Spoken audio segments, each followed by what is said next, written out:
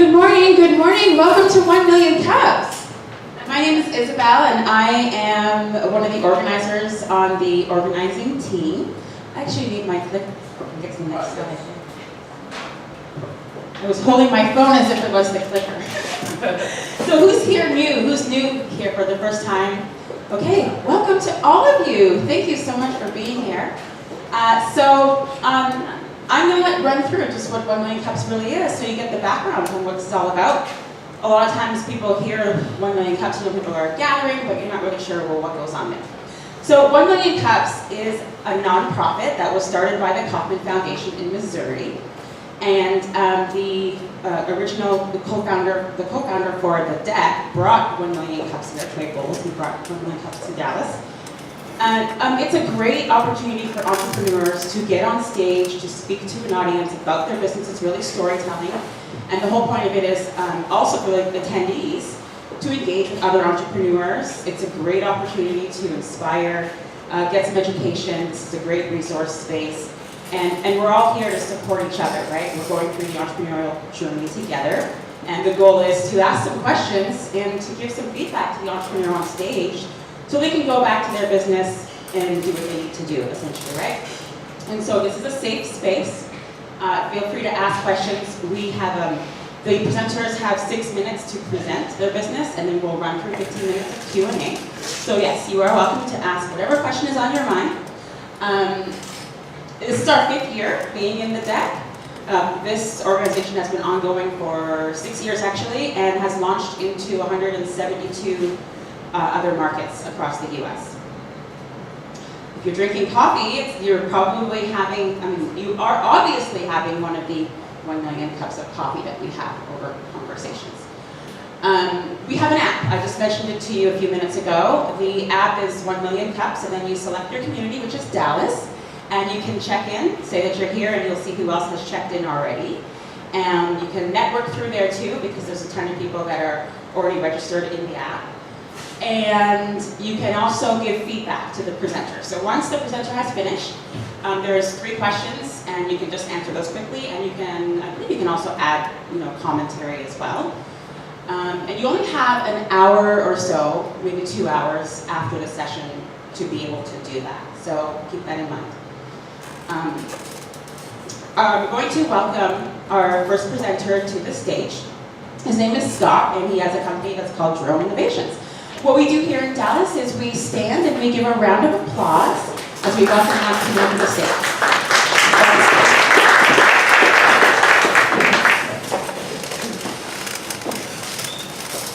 Hello, everybody. Can you hear me good? Well, okay. So this is a pretty complicated business model. I've got about 5.5 minutes now to go through it, so I'm just going to hustle. We're called Drone Innovations Inc. We're Delaware C Corp. We're about 8 months old. 13 TCU businesses, 4 MBAs, 9 undergrads put the business plan together. We work for shares, and they're going to get 3% of whatever money we raise in the seed round. So we focus on, you go left, right on icons, pilots, operators, manned, or unmanned, semi-autonomous and autonomous flights. The middle one is all around education, both at the STEM level and all the way through continuing professional education. And then on the right, it's B2C play, which is competitions.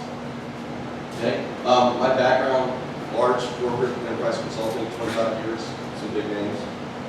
Client base has been in 7 countries, 9 industries, so I've done a lot of travel. Boring stuff when I look back, business process and technology. I've had a private equity fund for 3.5 years, about an $80 million fund. I was a limited partner to 2 other private equity funds. 7 startups I've been involved in, 2 mergers, one successful IPO with a bunch of guys from KPMG. And I've had a ton of failures. Why are we here? So we want to focus on the unmanned aviation vehicle environment. We're trying to draw attention to employers, employees, and big adoption of drones in business models and recreation. Increased penetration. There's a way, right now there's a big market for drones. So we are, yeah, I think it is. Okay. Anyway, so we want to expand, let's do this for a second, expand tradition around Dallas-Fort Worth, logistics, aviation, distribution, and then we'll go back. And then we're going to try drive commerce. to the market. Managed services, real quick. Last year, $10 million spent by corporations on material and labor to do drone-related operations for businesses. I think Goldman Sachs says it's going to be $100 billion cumulative by January 2020. Pricewaterhouse says $127 billion by January 2021. Huge market. $4.8 billion being invested in the last 4 years, including this year. Institutional investment in drones, more than manufacturing, so services. Our target audience, we're trying to grab the 198 million millennials and post-millennials, which is what the numbers forecast will be by 2025 in the U.S. alone. So that group has about $1 trillion worth of purchasing power. So our goal is to convert as many of that audience as we can into drone-related businesses, recreation, and so forth. Honestly. Why us? Right now it's the wild west of drones. Heavily fragmented, tons of investment. No one's made sense of it yet, but it's going to happen. So the industry is poised for someone to do a roll up, aggregate capability, and then start to organize and structure how it's applied to people's lives. Are we going to focus on kind of the ethical adoption of 4 universal tenets, and this is critical. Lifelong learning, right? Safety, privacy, security, and reliability. The key is that drones collect data and video. And drones hover, drones have access, like any internet or an IoT device. So we want to teach the accurate use and safe use of that stuff so that it helps people. It doesn't hurt people. Our priorities are, you can just see it from the left to right, is education, community, and return on capital. So when we first start, we have a reseller business that's fantastic. It's STEM based, and it's curriculum around how you build drones. It's got 30 contact hours per student, and they break into groups they build and fly. And it's fantastic. So 7 through 12th grade. Over time, the same group of people start to want to make money in drones and go professional use. So our goal is to build something called an Institute for Learning, like Project Management Institute. It's a place where you continue to develop your credentials and differentiate yourself and grow. Community benefit is economic and workforce development. It's going to create this huge economy. Drones are going to drive that. And then we are investing money in 2 places: $100,000 in a reseller business and $1 million in a convertible note to start building our technology stack. Activity, this is real busy. Every one of these swim lanes represents a business unit at a time. And then the three right vertical columns are 6-month progress points, right? So basically, our money is going to be standing up an online marketplace where companies can transact with individuals to provide services for something they need. And it's going to leverage that top thing called the Institute for Learning, which is where people's credentials and certifications come from. Right now, the near-term future drone market requires, it's secure, safe data and infrastructure. And then you got to have capability around learning management systems and simulate allows people to develop their skills. And then over time, you just create qualified, competent, safety-oriented pilots. Our core business, when we start, we're going to build an institute for learning, an education environment, a portal, and then a marketplace to transact buyers and sellers online, like Uber, like Airbnb. And we're going to blockchain and show a cool thing. So you can't challenge the data. Our goal right now is to focus on Fort Worth and Dallas, and it's just a the reason is there's a big transportation and aviation lanes logistics. And so drones are going to enable that, and they're going to be top competitive. So we want to manage the capability to provide drones into that environment. Our reseller business, this is what I'm going to talk about Q&A. Kids build these things and fly. And they learn a ton about the science behind it. This is our goal is raising 1.1 million, and I've got some of that cobbled together now. This is how the money will be used, and this is how we're going to secure it. I know you can't see it, there's a lot up there, but it's just traditional financing.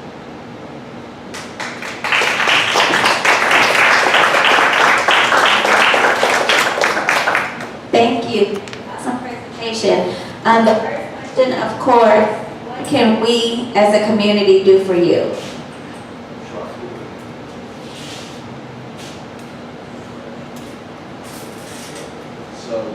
So this kit right here is, we want to sell into individual school districts. And we want to encourage big foundations to underwrite putting these drone kits in schools. And our first sale was with Berkeley High School in Richardson, ISD. They've got an aviation lab.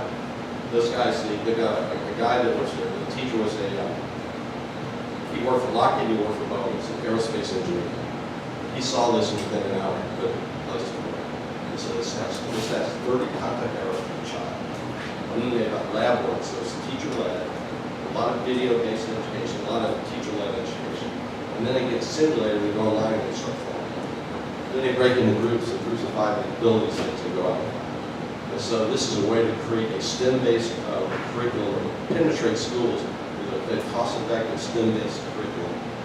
You know, a lot of kids to really get smart about this and get some college credit and then start trying to make money at an older age.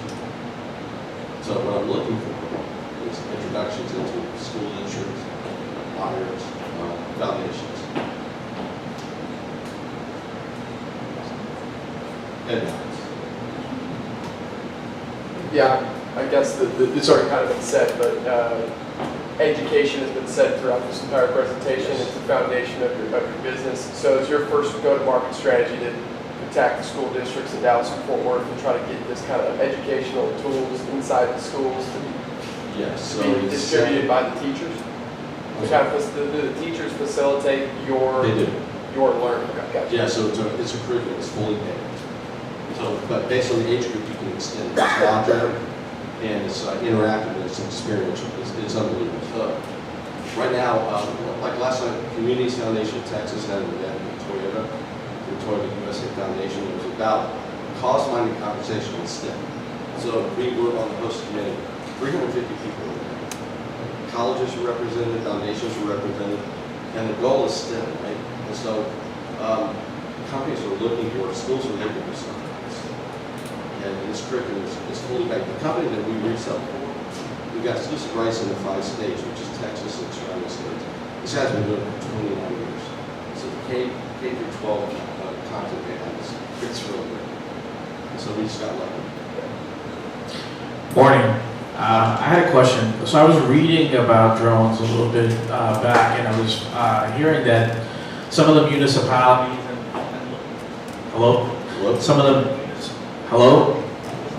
Some of the municipalities and local governments.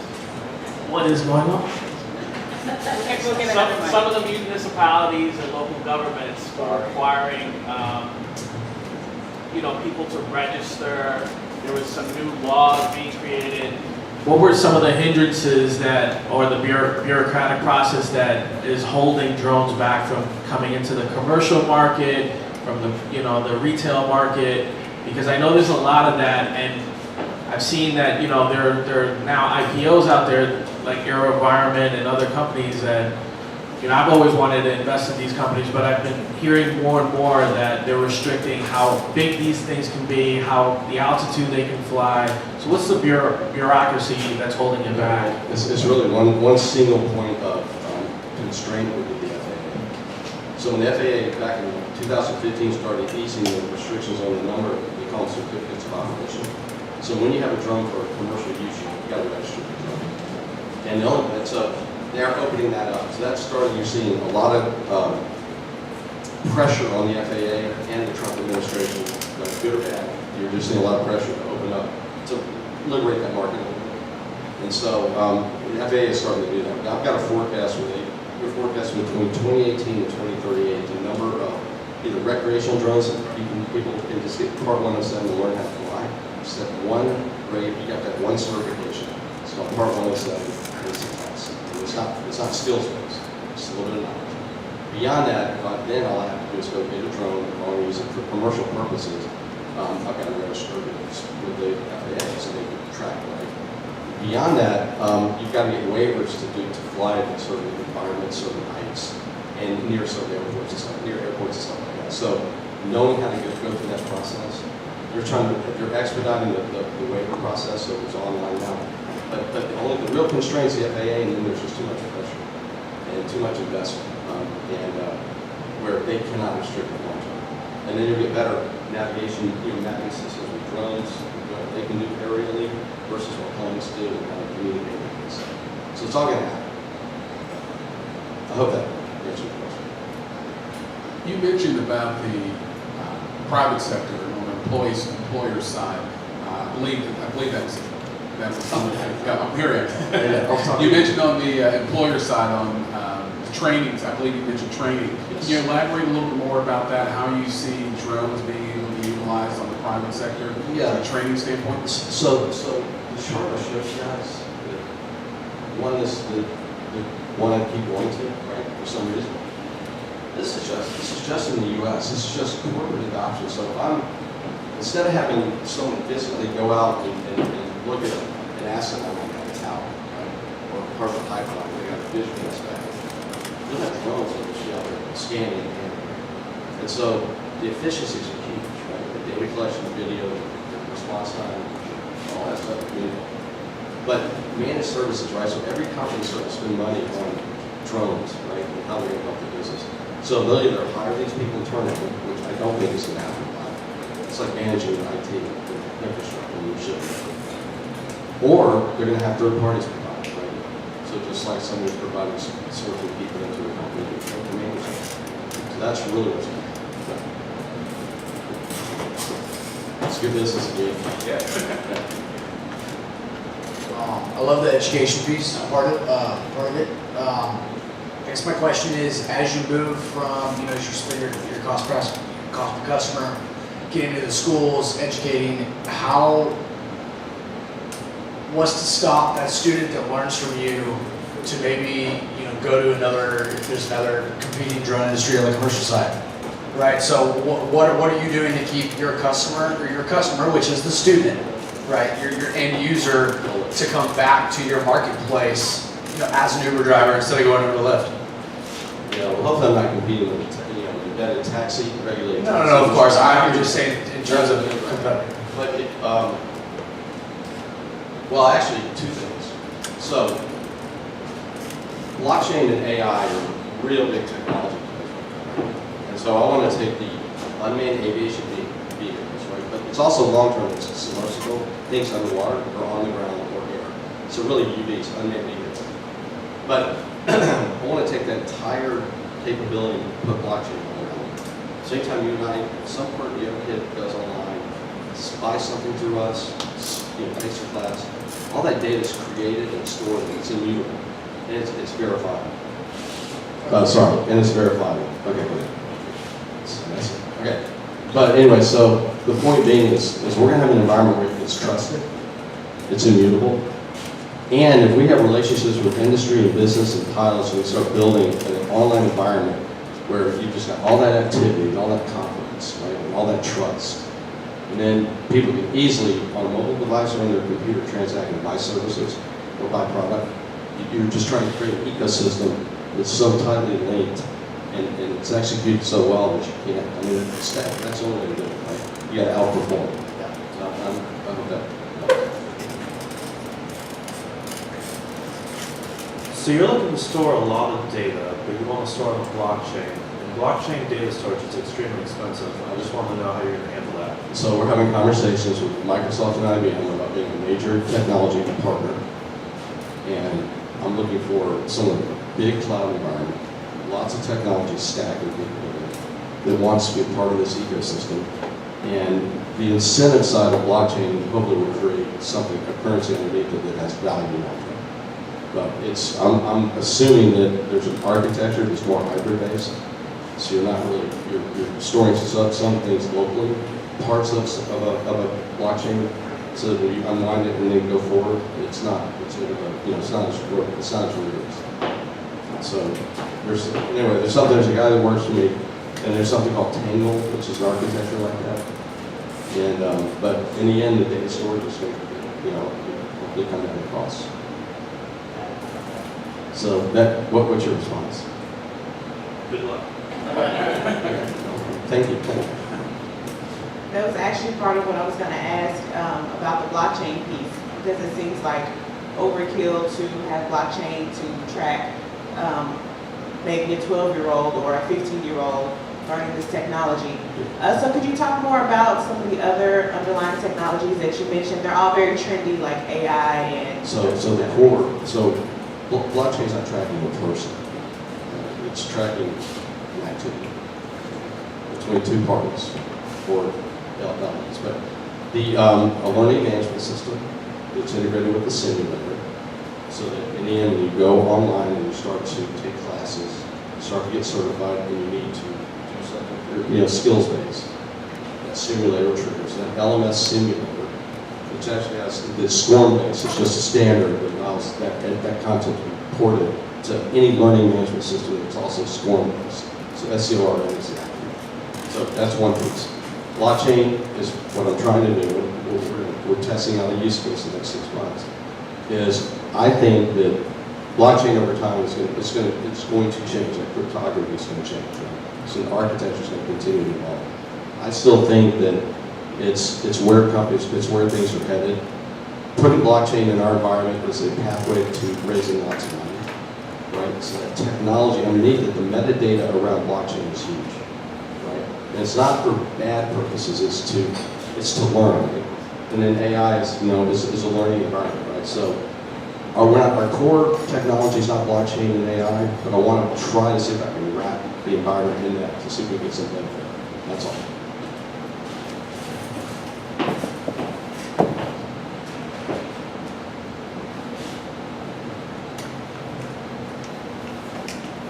We're done? Can you actually tell us about the competition that you have right now? I mean, you mentioned that the drone industry is, I think you mentioned that it's quite saturated right now. There's a lot of people that are in this space. How are you separating yourself from the pack? So, a couple points. There were 457 manufacturers in the middle of last year. I've got a spreadsheet, so I don't know how many are still active. If it's grown, it's shrunk a little bit. But the technology is there. Now it's just software enabled. Right? And that's where the R&D is happening. Around video data. We're not a manufacturing company, right? But we are trying to build an ecosystem that allows parties to first develop skills in the workforce that then industry can start to employ. We're just trying to create, and I know that these terms are, you hear them in business school, but it's frictionless, right? You want to make it as easy as possible. The uniqueness is we're creating an ecosystem, and there are a lot of players that provide bits and pieces of this. But no one today is starting to architect kind of a comprehensive approach to it. And so I think that's going to be something that happen. And then our Institute for Learning, there are people that provide online education, but they're not doing it to the level of a project management institute or some big certification body that's well respected and has standards of people that employers use to hire people from, right? So that standards-based, safety-based stuff is going to differentiate us. And then the online marketplace, it's if we go online and say, I need this skill set for this activity, these elements, these wind conditions, whatever the heck it is, or just an agricultural purpose. And then in our environment, it goes and pulls the minimum number of either operators or companies that match, and then it scores them, rates them right there at top to bottom, and then you can choose which one you want to hire. And then that's it for the transaction. So, I just think we're thinking about it in a really good way. Okay, we have time for one more question, but if you all think of anything else, Scott will be sticking around for a little bit afterwards, so you're more than welcome to go up and ask him your questions then. All right, guys. Those are great questions. Thank you. I think I had the last one actually. One more, last one. Are you working with any policymakers or any governing bodies to push this education that you discussed? Yeah, so we're working with community colleges right now to start to develop content that they can use. We're working with 2 major universities that are thinking about how we can get accredited stuff into the high schools that allow these kids to get college credits.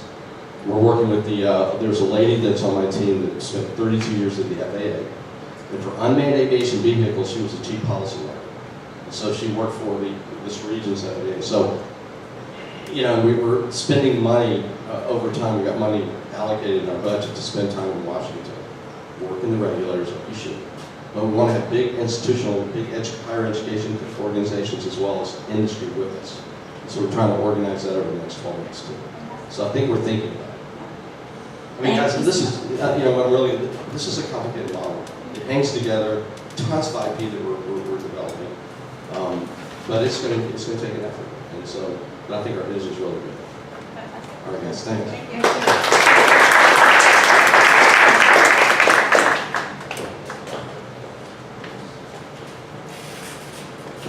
Thank you, Scott. Okay, this is a little half point here where we like to thank our sponsors because, as I mentioned earlier, this is a nonprofit. We're actually volunteer run, and all of our supporters, sort of financially, are doing it in kind. And so every month we have a coffee sponsor. We also have, a sponsor that helps us with treats and even this space. So thank you to the deck for allowing us, or partnering with us, and allowing us to be in the space every Wednesday. Just so you know, this is the second to last Wednesday. Next Wednesday will be our last Wednesday in this space, and we'll be moving uptown to the Centrum building. You can continue to visit our website for more information there. I would like to really thank our coffee sponsor this week. Our new sponsor is Ken. Ken has a company called eBarge Services in the human resources space. Thank you so much. I'm going to invite you to the stage. You can share a little bit more with us. We do want you to meet Ken when you have a moment, so we'll give him his sponsor message right now. Thank you, Ken. Thank you. Thank you again. If you have not received a cup of coffee, please go and get one before the next presenter. I know Posey Pups is really looking forward to getting up here. But again, eGrab Services, what we do is we handle HR. So as you grow, typically you bring on employees. And when you have employees, you have HR needs. So we help in the area of compliance. Oftentimes you need employee handbooks. You need job descriptions. We help in that aspect. Oftentimes you're also going to need employee benefits. So we help develop a strategy for that. And as you continue to grow, there's typically strategy that you need to take a look at. And so our focus is to try to help our clients be able to develop the type of strategy so not to utilize their most important resource, which is their employees, to be able to help share their vision with their organization. And then more importantly, right now we're at 3.4% unemployment. It is very challenging to find good employees, I know. So what we do is that we help our clients find employees. So we're a full service HR consulting firm that is here to service our clients' needs. And I want to thank the deck and 1 Million Cups for allowing us the opportunity to sponsor. Thank you. Thank you.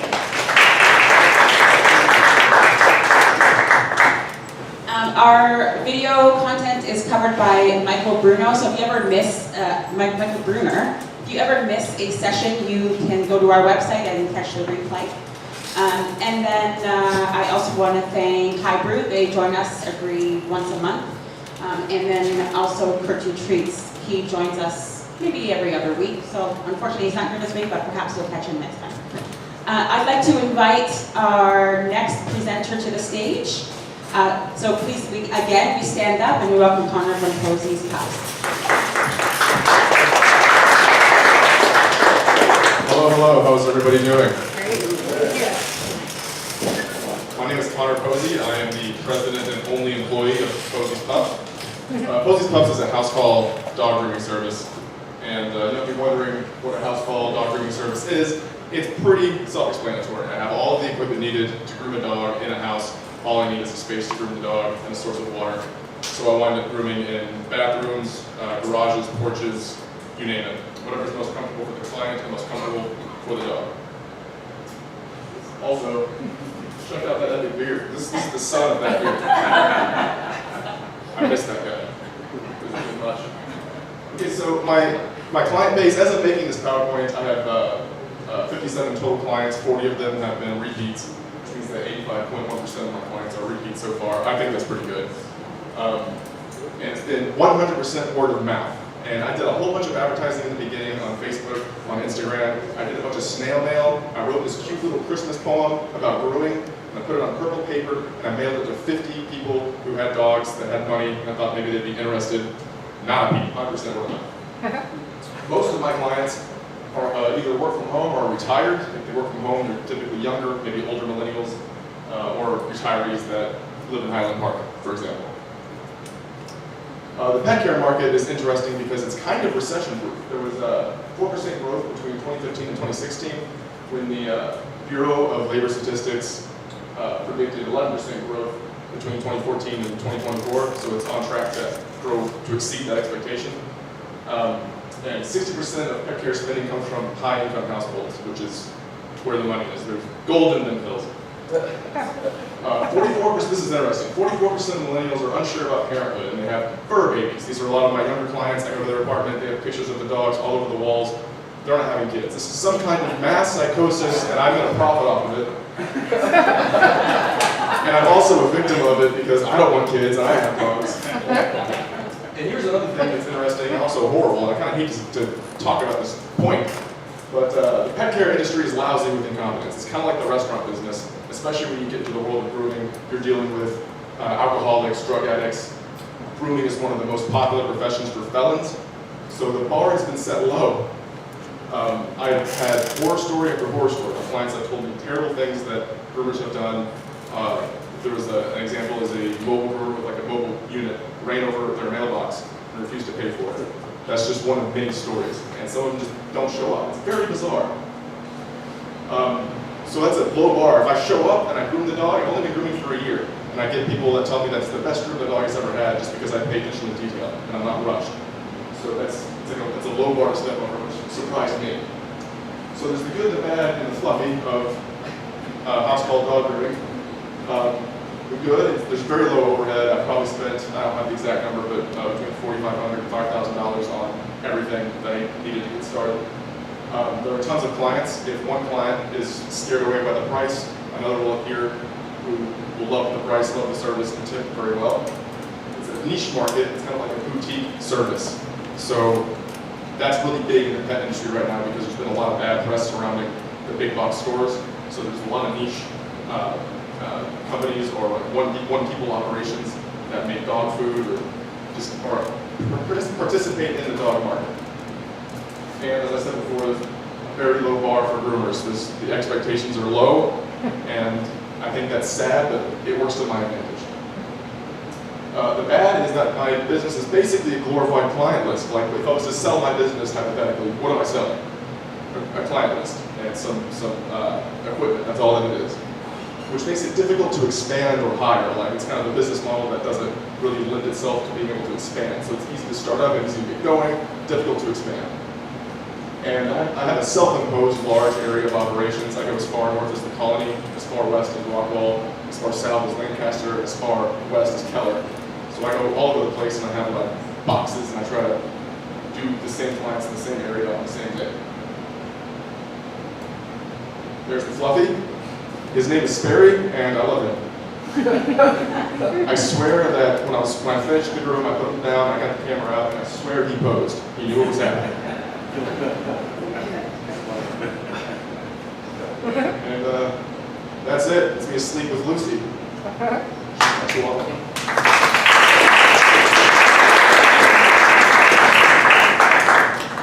So, Connor, what can we as a community do for you?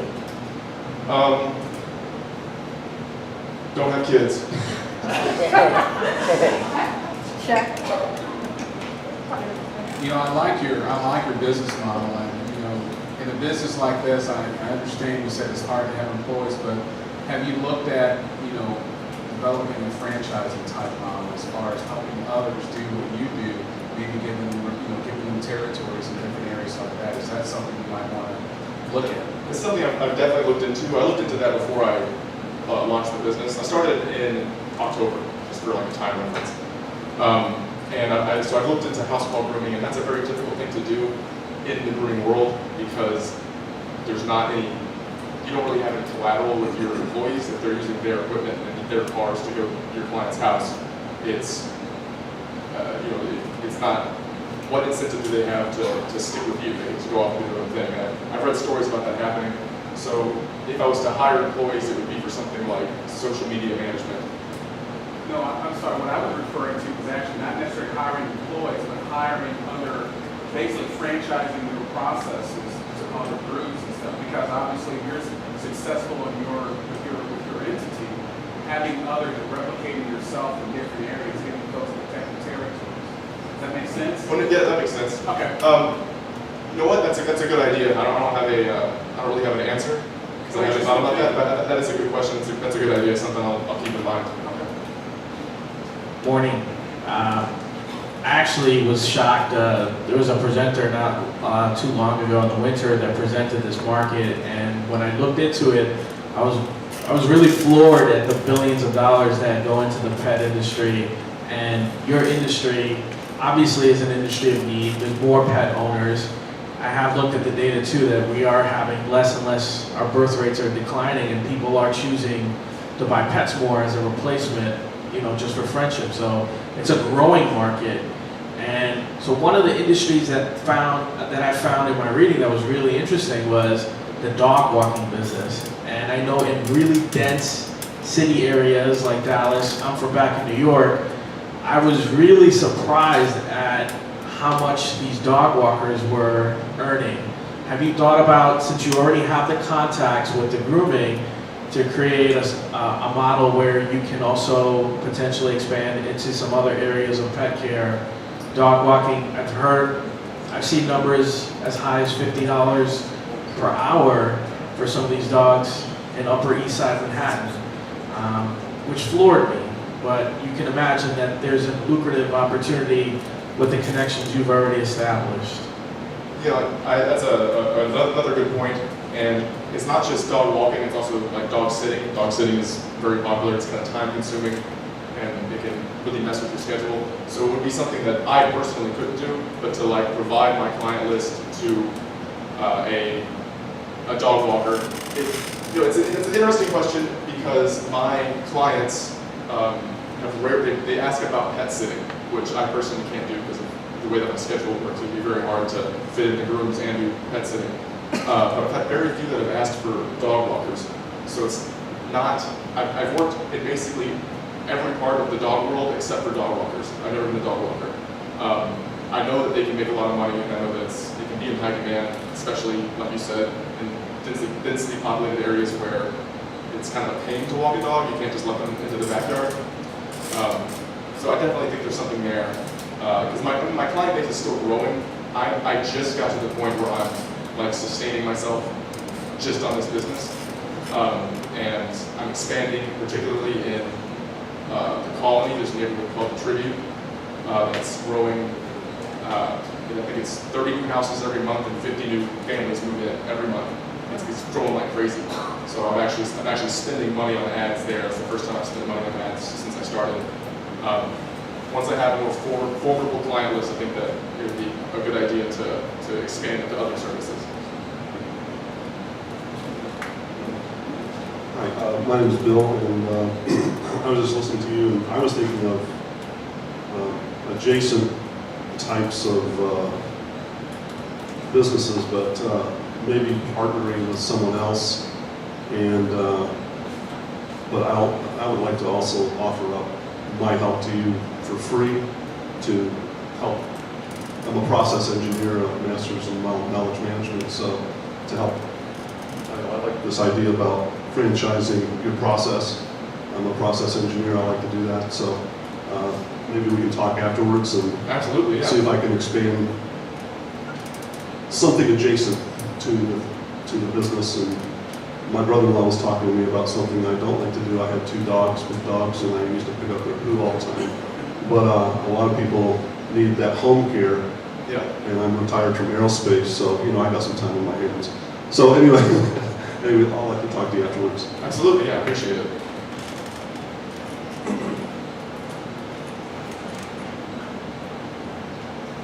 Hi. I know you do home grooming, but have you looked at along the lines of partnerships, going to somewhere like Pups and on a Saturday afternoon, you're just running through 50 dogs and grooming them at Pups, somewhere like that downtown? I had a relationship with a business adjacent to Mutts, and basically it didn't work out, and that was my fault. I took on that responsibility right when I started the business. By the way, I don't have any business experience. I'm just throwing this out there. I have associates in communications that took me 5 years to get. So this is like a sink or swim situation for me. So I did have I was subcontracting for an outdoor daycare near Mutts, and it did not work out. with the scheduling. It's kind of a bunch of miscommunication. So it's not that the idea is bad. That's a good idea. It's just more difficult to pull off than I thought it was whenever I attended it. So it's definitely something that I have an eye on, because it's, especially with really small businesses like this, it's a great idea to have some sort of overlap with other businesses to kind of prop each other up, because you'll then share clients. Dogs have the need to go to daycare and play, and have need to be groomed. You could schedule, you could have a schedule there, you could just schedule for Saturday afternoon. You show up, run through your schedule. During the week, they could just come and schedule, hey, the biggest issue that I ran into was being able to set up my equipment. That was a huge issue. I was having to I used 200 length of extension cord to be able to get one outlet for my dryer and everything, and the power was low. I sound like I'm being really negative about it, but it was something that I tried really hard through January through March. I really put my nose to the ground trying to make that work at Mutts, at that neighborhood daycare, and it just wasn't in the cards. You're definitely right about the pet deal. I live with 3 dogs, none of them are mine. I guess my question is, what do you charge? Do you charge different based on the dog? What's your average time that you're washing the dog? It takes to wash and cut. The prices vary greatly depending on breed. As you can imagine that someone calls me for a Boston Terrier versus a Labradoodle that has been playing in the mud and hasn't been groomed for 6 months. There's going to be a very big price difference. My base price for a groom, say for a Shih Tzu that's in decent condition, is $65. And then I go all the way up to, like, say that if I have a very matted standard poodle, it'll go up to $120. So within that range. And I'm also about to experiment with raising prices since I've broken into the colony. So I'm thinking about raising prices by about either $2.50 or $5. I'm not sure. I have no idea what I'm doing.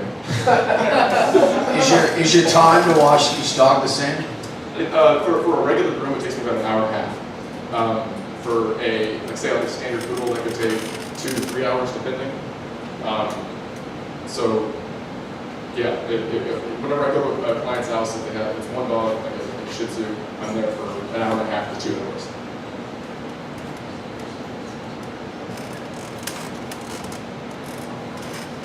Yeah, my questions were along the same line as far as the timing. But I was wondering, whenever you're doing your scheduling, do you, I guess, form fit it for the client and you tell them you're going to be on the east side of the map, this week or these days and schedule that way? Or do you just say, okay, that's what the client wanted, I'm going that place, whether it's Rockwall and then the next day or that same day, you go to Fort Worth?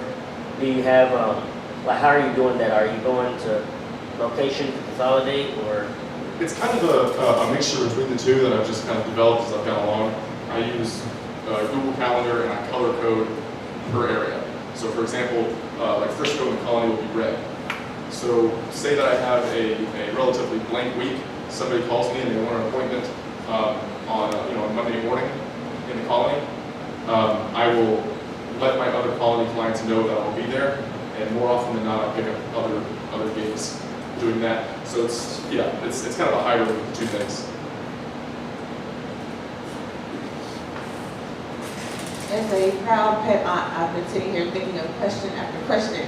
So first of all, have you considered selling products in addition to the services that you provide? Like we buy stuff for our dog all the time. It's ridiculous. And also, how are you using social media, like Instagram, the pet parent population? We love dog blogs. And lastly, I guess I forgot. Start with those two. Well, actually, that's a great question, and it was something that I meant to mention in the presentation and forgot. I have an idea for of course, a podcast. Yet another podcast. Isn't that so exciting? Basically, the Posey's Pups podcast And then basically the premise of it would be interviewing other people in the dog space, whether they're dog trainers, they own a kennel, people who own service dogs or train service dogs, and an associated blog to go with that. I am very interested in that, and I've done blogging and some podcasting in the past. A lot of that would be for just kind of, it would be like an auxiliary for Posey's Pups in a way for the brand to get more exposure. And instead of just being grooming, it would also be, you know, information on dog care, basically. Does that answer your question? Or is that? And how did you get started? What made you decide that this is the business that you wanted to start for yourself? I've worked in pet care for a decade. I've only had one job that wasn't a dog job, and I was up in Narrowbred in Austin, Texas, and I hated it. So I've just been in that industry for so long, and I was working with groomers, and they finally persuaded me to go to, it's called Texas All-Breed Grooming School. It's in Arlington. It's a 3-month program. It's great. It's a great place to go. So I wanted to be self-employed. I can't have a boss. Some of the best bosses I've ever had, wonderful people, treated me really well, gave me raises, and I still hated them. It's just something in my blood. I have to work for myself, and this was the way to do that because I love dogs. The craft of grooming I find very interesting. There's more that goes into it than you would think. So that's what pulled me towards it. And we have time for one more question. Connor will be sticking around afterwards if you have more, but here's our last question. Nice presentation. 2 comments. First is, do you focus at all on safety? So being female, knowing that a male groomer is coming in, I think it's something that could be a competitive advantage in terms of sharing, especially with your clients, saying, hey, this is safe, you know, etc. So just a comment there. And then because your business is generated by word of mouth, I think it'd be interesting for you to do a loyalty program, very easy. People who live in the colony or neighborhoods use Nextdoor. So have your clients say, hey, please post on Nextdoor, I'll give you 20% off next time, or whatever works for you, or a free product. I go, because that's gold for us. We really listen to what's on Nextdoor, and if they always say that you're safe and the safety mechanism, it's really important. I do that. Because Nextdoor has been great for me, so I offer a 10% discount for Nextdoor reviews, I guess. And the first question, talking about safety, I guess So how do you let potential clients know that your business is kind of a safety factor, right? Because in the back of our minds, women were like, okay, who's going to come? So you know, a strange man coming to your house. Yeah. So like Uber, right? They send a picture, you know exactly who's coming, what their name is. You might want to do the same. Like, I don't know how that could work. Typically, when I have a new client, I send them a link to my website that has an FAQ that goes over what house cleaning is. There's other blog posts there and other information there and pictures of me.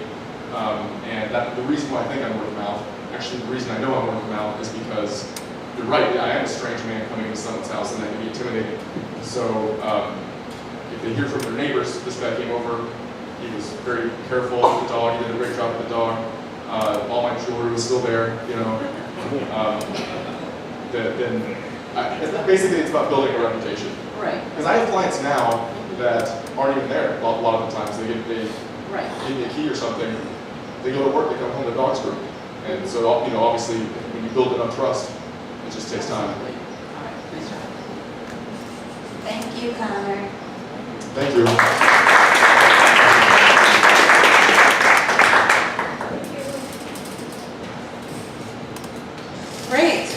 Great session, and thanks everybody for participating. This is my time to give some announcements to you guys. We do want you to hang out and network with each other and even go beyond that, because the relationships that we formed here today are really going to help your entrepreneurial journey tomorrow. Thanks again to our sponsors. Thank you, Ken, for providing the coffee for all of us. Okay, so big shout out to the deck for their launch. Hopefully some of you had a chance to make it to their new space on Friday. They also have a new CEO, so we definitely give a shout out to Alice Alston. Thank you. I know she's around. I think she's in a meeting right now. She is. But we welcome her as the new CEO for the deck. I also want to mention that this is our second to last week, so we will be here again next week. Please bring a friend with you. We are also accepting applications, so if you are considering applying and presenting on the stage, no matter what stage you're at, you could be still in the idea concept stage and you really need some feedback, please put your application in with us and we will get you scheduled on the stage. We are also accepting volunteers to add to our organizing committee. You can talk to me afterwards if it's something you're interested in doing, or if you know someone who is interested. And we also want to mention and shout out to the launch of Addison 1 Million Cups. They've got their session running now for the past 4 weeks, so congratulations to them. So yeah, stick around and continue to meet new people. Any questions for me by any chance? Okay. Okay, great. Thanks so much, everybody. That's it for today.